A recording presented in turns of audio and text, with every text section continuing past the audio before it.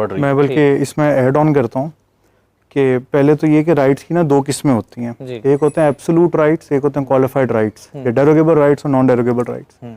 Absolute rights या non डेरोगेबल rights वो होते हैं कि जिनसे कोई भी नहीं हट सकता, कोई से मुराद है रियासत खुद भी जो है वो उन राइट्स को देने से नहीं हट सकती, और बाकी क्वालिफाइड राइट्स हैं, यानी उन पे क्वालिफिकेशन है, कोई रिस्ट्रिक्शन है या उससे डेरोगेट किया जा सकता है किसी सिनेरियो में। अब वो हमारे आइन में जो राइट्स दिए गए हैं ना, इंफॉर्मेशन का भी और एक्सप्रेशन का भी, ये एब्सोल्यूट नहीं है, सही, ये क्वालिफाइड राइट्स हैं बाय वेरी नेचर। इसमें उसकी लिमिटेशन आइन में लिखी हुई है, जिस तरह चीमा साहब भी बता रहे थे, और वो बिल्कुल उन्होंने बिल्कुल सही निशानदेही की कि जैसे अगर आप रियासत के मामलात के ऊपर चले जाते हैं तो कई सेंसिटिव मामलात, अच्छा आपके अगर दोनों रियासतों यानी आपके मुल्क और किसी और मुल्क का आपस में ताल्लुक इफेक्ट होने का भी चांस हो तो वो भी इसमें कवर हो जाती है। बिल्कुल। अच्छा, ये सिर्फ आइन में नहीं है, अब हमारे मुल्क में इंफॉर्मेशन और एक्सप्रेशन, अभी मैं एक्सप्रेशन पे पहले आता हूँ।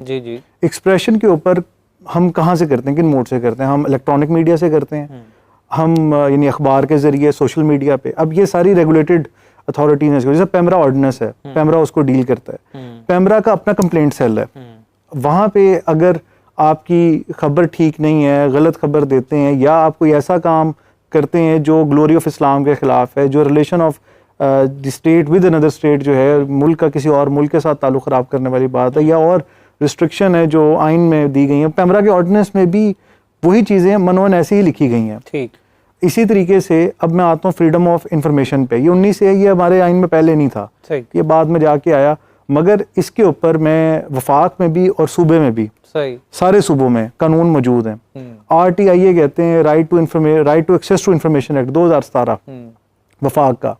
आपको वफाकी किसी भी महकमे की, किसी भी इंडिविजुअल की जो गवर्नमेंट का एम्प्लॉई हो, फेडरल गवर्नमेंट का, चाहे प्राइम मिनिस्टर ही क्यों ना हो, क्या प्रेसिडेंट ही क्यों ना हो, या किसी भी और जो है वो डिपार्टमेंट का रिप्रेजेंटेटिव ही क्यों ना हो, आप उसकी इंफॉर्मेशन मास हो उसकी पर्सनल इंफॉर्मेशन के, यानी उसके बीवी बच्चे कहाँ पढ़ते हैं, कहाँ रहते हैं, इसके अलावा उसकी क्वालिफिकेशन, उसकी तनख्वाह कितनी है, वो कहाँ पे उसने अपनी रिटर्न जो है वो कितने सालों की फाइल की हुई है, आप ऐसी इंफॉर्मेशन भी निकलवा सकते हैं।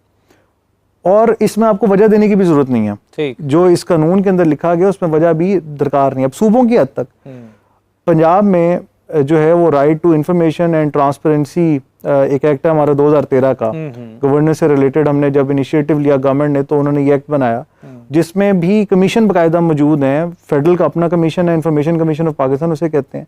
पंजाब में पंजाब इंफॉर्मेशन कमीशन है जिसका काम ये है कि आपको अगर कोई चीज चाहिए पहले महकमे को लिखें, सही महकमा आपको वो इंफॉर्मेशन देगा, आपको उसकी मुसद्दका कॉपियां देगा, और हर मुसद्दका कॉपी के एवज अगर कोई फीस लेवी होनी है 2 रुपए 2.5 रुपए तो वो आपसे चार्ज कर लेगा।